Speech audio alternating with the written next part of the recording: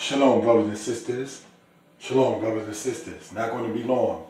Just want to make a video regarding the matter of the name that we say we are and can lay claim to, giving honor and praise to the Creator and the Maker of heaven and earth, the Most High.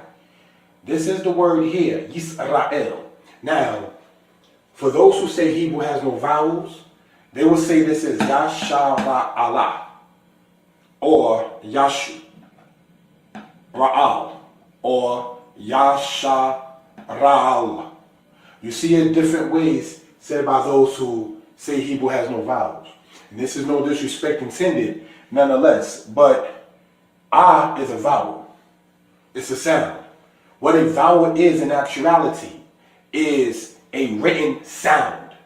So if you were to say this is Yashara'Allah, you're still saying vowels with it, just saying it as ah. Alright, so we just want to point that out. Now, next thing to point out with this, brothers and sisters, where we're seeing Israel, this is the Yod, the Kirik, the Sin, the Shawar, the Resh with the Kwamat, and the Lamed with the Zareh. Now, let's look at this very carefully. This Yod that you see right here, right, making a Y sound, alright, serves as a prefix. So if you were to just say this here, the Sin and the Resh, right? It comes from the root word Sarah. The word Sarah in Hebrew means to contend. Alright? So we want to point that out for reference purposes. So now this Yod serves as the third person, the third person masculine, singular, future tense. Why do we want to point out, brothers and sisters, the aspect of it saying in future tense is this? Because this word here, El, right? It comes from the root word ayil. The word ayil, brothers and sisters, means to have power or to be mighty or to have strength. So that's something we want to point out in that particular regard. So what are we saying, brothers and sisters, in this particular case? Is this Yod, all right, serving as a prefix, showing the future tense of this root word here, meaning as stated to contend. And this one here, El, translated loosely by saying God, speaking of the Creator. Yisrael would mean, brothers and sisters, El, the Creator, will contend. That's what that means in that particular case. So many times brothers and sisters would say that Yisrael means Prince of the Power. In spirituality, perhaps. But if you want to talk about the aspect of literal meaning, or if you want to talk about the aspect of linguistics, as opposed to just spiritual aspect of why Jacob was given that name, this is what we want to point out in that particular case. Now, as stated, this is not going to be long. Just wanted to point this out for reason and purposes and so forth and so on. All right. We want to emphasize, as been pointed out in other videos, that Yisrael is not from Isis, Ra, and El. That's something that was purported by Masons and people of that kind of nature to try to throw people off from the truth of what it is. You understand? It is not from Isis, Ra, and El. Isis is not even an Egyptian god or goddess. That's a whole other subject. We're not going to get too far into that particular aspect. And brothers and sisters, El, we want to talk about a little bit, if we will. All right? Let's look at that. Many times people say that El was a Canaanite deity and then say that the Israelites adopted it. Saying El, brothers and sisters, is no different than saying the quote-unquote loose term in English, God. You understand? So if somebody said God in 1604 and then somebody said God in 2004, one did not borrow it. We have to just know and understand, brothers and sisters, what the speaker or author is talking and conveying. All right? So as pointed out, this word here, El, comes from the root word, all right, Ayil, which means to be mighty or to have strength. In Deuteronomy, the 28th chapter, verse 32, you read La'el Yadeka, meaning speaking about power in your hand. All right, now, brothers and sisters, in the scriptures, before Ham came into existence, Ham is the father of Canaan, right? You had a person named Mahalalel, all right? And you have the word El in that man's name. So that's something we want to point out in that particular regard. You have Mahalalel,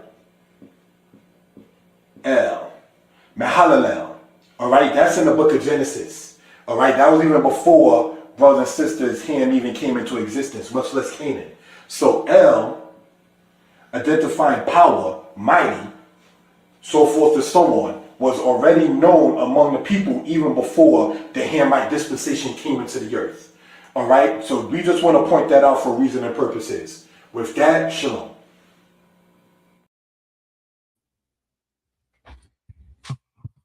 Shalom, brothers and sisters. Shalom. Giving honor and praise unto the Most High, the Creator, the Maker of heaven and earth. If I can be heard well and people are in good spirits, please press the number 4. If I can be heard well and people are in good spirits, please press the number 4. All right? Let me know how the audio sound is and so forth. Thank you for that, family. In this short presentation, brothers and sisters, we are going to deal with the matter of a newly released book. Brothers and sisters, the name of the book is called Hebrew for Couples Remastered. All right? The book is over 70 pages. The link is in the description. If you follow it, it's on the platform. All right? So, again, we hope, we pray that everybody is well and will be better. Thank you for that, family. We are going to, brothers and sisters, with, say, the timing allotted here, get into this presentation. Asking you to comment, like, share, and subscribe. Thank you, family. This should pull up right here in this particular case. All righty. And if it doesn't, then I would have to do the share screen thing again. All right. In this particular case.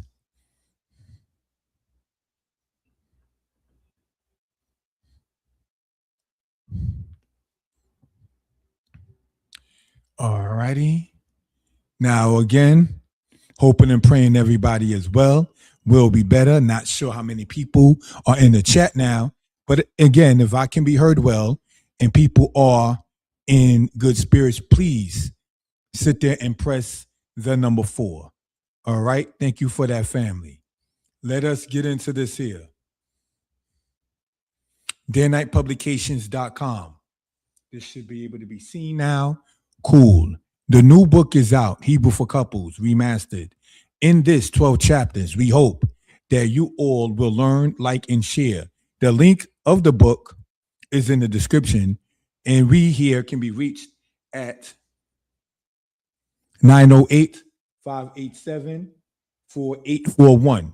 Just for those who may care to know, brothers and sisters, while we promote and push Hebrew, and when I say push, I mean not down one's throat, but rather for those who are interested, right? We would say 908 as Tisha FS Shimona 587 Kamesha Shimona Sheba 4841 Arba Shimona Arba Ekad. All right.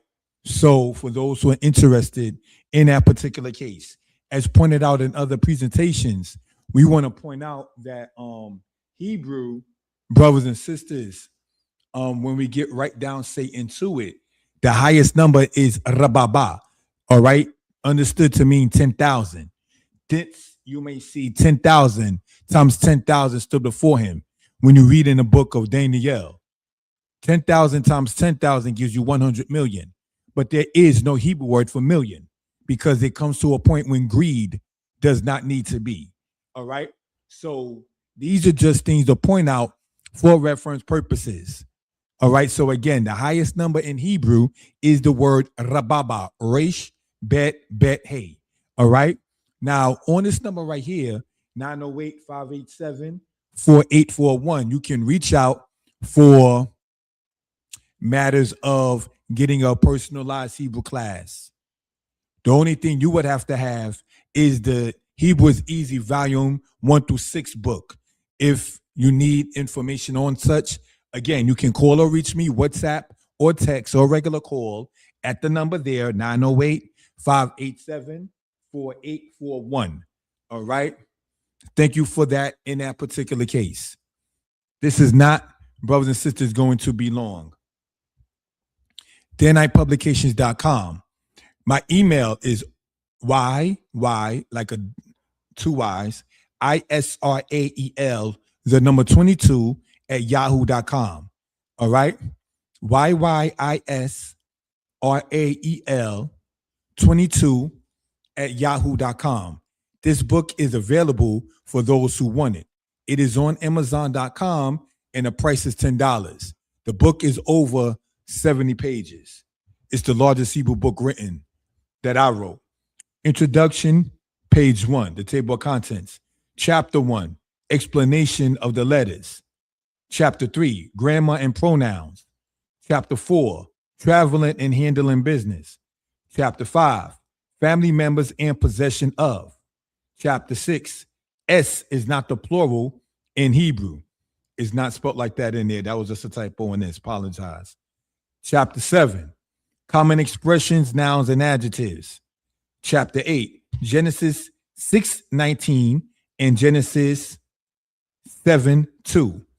Chapter 9, commonly used verbs conjugated in the first person past and present tense. Chapter 10, the matter with the word wash and the nephal stem. Chapter 11, the matter with the word speak and want. Chapter 12, the use of al. All right, so these are things, again, just to say, point out, if we will, for reference purposes. All righty, thank you for that. If there's any questions or comments, please feel free, again, to reach out to me, brothers and sisters. All right. And in looking at this, thank you for typing it. It really means a lot when people type in the number 4. It really does, believe it or not. And looking at it in that particular case. So pulling this back up again. All right. The matter of the word wash and the nephal stem. The matter of the word speak and want. The use of al. All right. Page 75. Because again, as stated, there are over in this particular book, brothers and sisters, over 70 pages. All right. So there's no typos in the table of contents itself. This is just when I was doing the PowerPoint here real quickly. Sorry about that, family. All right. So again, anybody with a question or comments, please reach out to me at the number that you see across the screen. Thank you for that. We hope, we pray that everybody is well and will be better. Thank you for that, brothers and sisters. All right.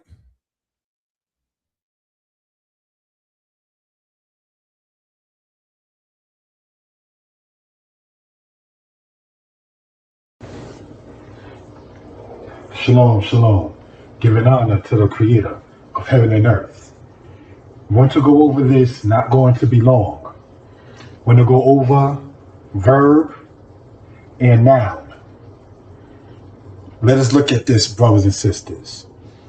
We have the word here, hora or hore. Now, in this particular case, we're dealing with it as a verb. All right? Hore, in this case, in the Hefel stem, which in root means to teach. Okay. All right. So, then we have this word here, more. The word more means teacher. So what do we see so far? The verb and then the noun with the prefix of it with the mem there. This is a male teacher. Then we have this word here, and we can say it also as Hore. Now, in this case, we're not dealing with it as a verb, but as a noun. And this means parent, a male parent. Now, we have this word here. Okay? And we have it as Morah. The word Morah, meaning teacher, a female teacher. All right? Then we have here the word Hora. Okay? Hora, meaning female parent. So what do we see so far? Hore in root, meaning to teach, the verb. More, a teacher, a male one that is. Hore, in this case treated as a noun, the male parent. Then we have Morah, meaning female teacher or a teacher that's a female. Then we have Hora, a parent that's a female. And we have here the word Torah, generally said as law, but the word Torah really means teaching or instruction. For instance, when you read in the book of Proverbs and it says, forsake not the teaching of thy mother, all right, al tishkat Torat imerka, forsake not the teaching of thy mother. So we just want to point that out. So we have a teacher, a male parent, a female teacher, a female parent. So what do we get out of this? The teachers are parents, and most definitely the parents are teachers. And what are they supposed to teach? The instructions. So just want to show how the Hebrew works in this particular case. All right, you can see that the O and the R sound is still there. The O and the R sound is still there. You may have a change with the mem or the tau or in root with the hey, but the general premise of the sound is still there. Unlike English, when teaching and instruction, those words do not sound alike. Whereas teacher and parent in English does not sound alike in root, all right, linguistically. So just want to point that out. Hebrew is easy. Get the book on Amazon. Shalom.